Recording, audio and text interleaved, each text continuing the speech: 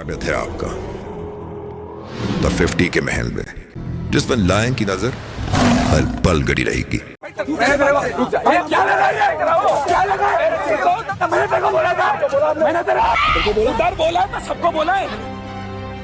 Hello everyone, मेरा नाम है प्रकाश और एक बार फिर से आप सभी का स्वागत है नए दिन नए कंट्रोवर्सी के साथ।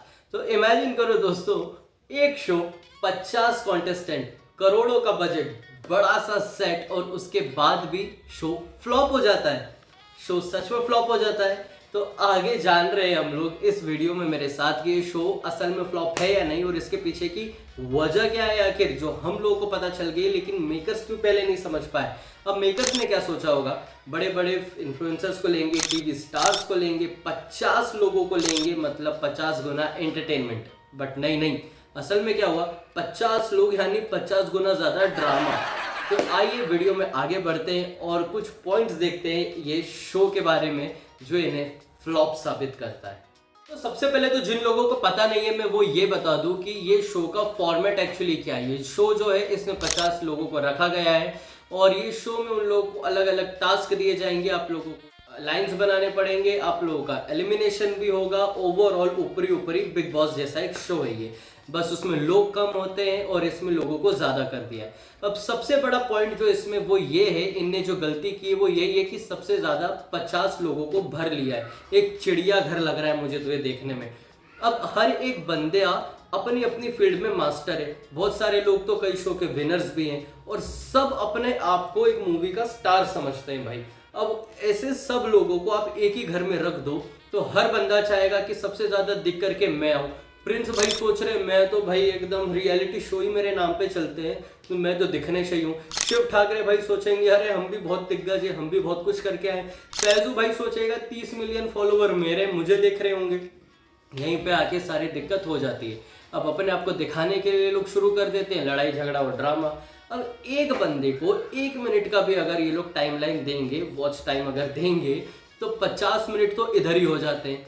अब मान के चलो एक फैजू भाई है, अपने एक बंदा फैजू का फॉलोवर है, उसको फैजू को देखना है तो पूरे 50 मिनट में वो फैजू को 1 मिनट देख रहा है। बाकी का टाइम वो क्या करेगा, ऑब्वियसली स्किप करेगा।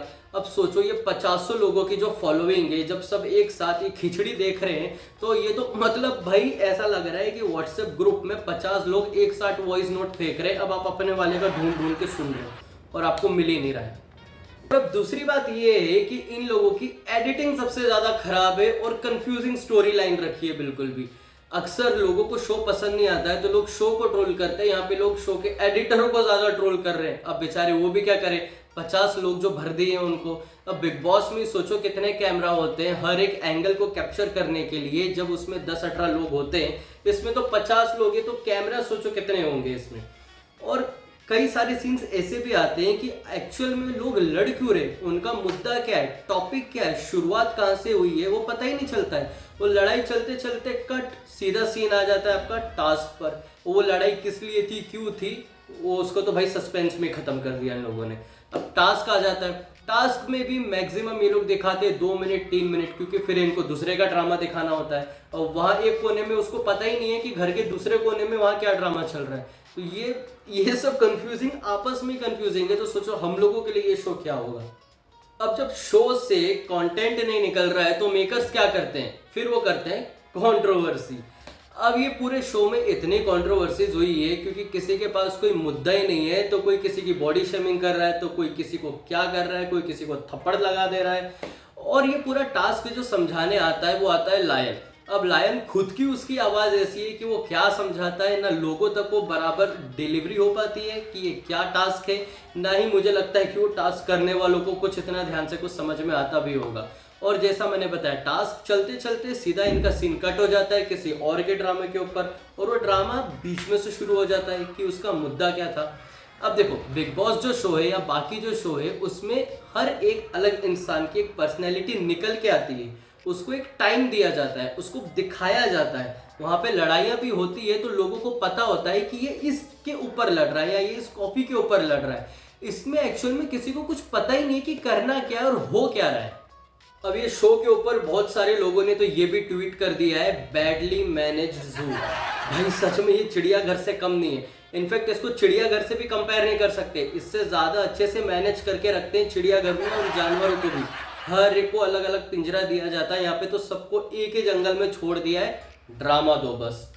तो भाई ये शो मैंने जो आप लोगों को पूरा बताया, ये सारे पॉइंट्स जो मेरे मन में है, अब बहुत से लोगों को लग सकता है कि भाई ये शो फ्लॉप नहीं है, क्योंकि वो देख रहे होंगे, उनको मज़ा आ रहा होगा। बट जो मैं एक जनरल ऑडियंस के पॉइंट ऑफ व्यू से ये बता रहा हूँ, ओवरऑल एक शो कैसे पता चलता है कि ये हिट हो गया है। आप कोई भी प्लेटफॉर्म खोलो, सोशल मीडिया खोलो, वहाँ पर आपको उसके क्लिप दिखते हैं। इनफैक्ट जब बिग बॉस आता है तो जो बिग बॉस के लोग नहीं है, जो नहीं देखते हैं, उन तक भी बातें जाती है, उनको भी पता रहता है कि हाँ कौन सा कंटेस्टेंट आया है, क्या चल रहा है, क्या नहीं चल रहा है। इसको तो मेरे फीड पे मेरे को ढूंढना पड़ता है, द 50 क्या है, कौन निकल के आया है, अब विनर कौन है। आप लोग अगर कोई देख रहे हो तो मुझे सच्ची सच्ची कमेंट में बताओ कि क्या तुमने एक एपिसोड भी पूरा देखा है, तुमको कुछ भी समझ में आया है कि एक्चुअल हो क्या रहा है। मुझे तो कुछ भी नहीं आया। तो 50 शो के ऊपर मेरी तरफ से यही कुछ छोटी सी टिप्पणियां थी जो मुझे देनी थी। अगर आप लोग चाहते हैं कि मैं किसी और इन्फ्लुएंसर पे या किसी टीवी स्टार पे या कुछ और नई चीज़ जो आप लोग देखना चाहते हैं उसके ऊपर एक अच्छा कंटेंट वीडियो बनाऊं, तो मुझे कमेंट बॉक्स में बता सकते हो। और ये जो 50 लोग थे, आप कौन से इनमें से किसको फॉलो करते हो, किसके फैन फॉलोअर आए हो यहाँ पर देखने के लिए, और किसके लिए आपने तो 50 शो देखा, उनका भी नाम जल्दी से मुझे बताओ। मैं जानता हूँ कि बहुत सारे मिस्टर फैजू या फिर प्रिंस नरूला वाले ही लोग होंगे, और बहुत सारे तो ऐसे थे 50 में जिनको मैं खुद उनका नाम नहीं जानता हूँ यार। एनीवेज चलो, थैंक यू सो मच, यहाँ तक बने हो तो सब्सक्राइब करके जाओ।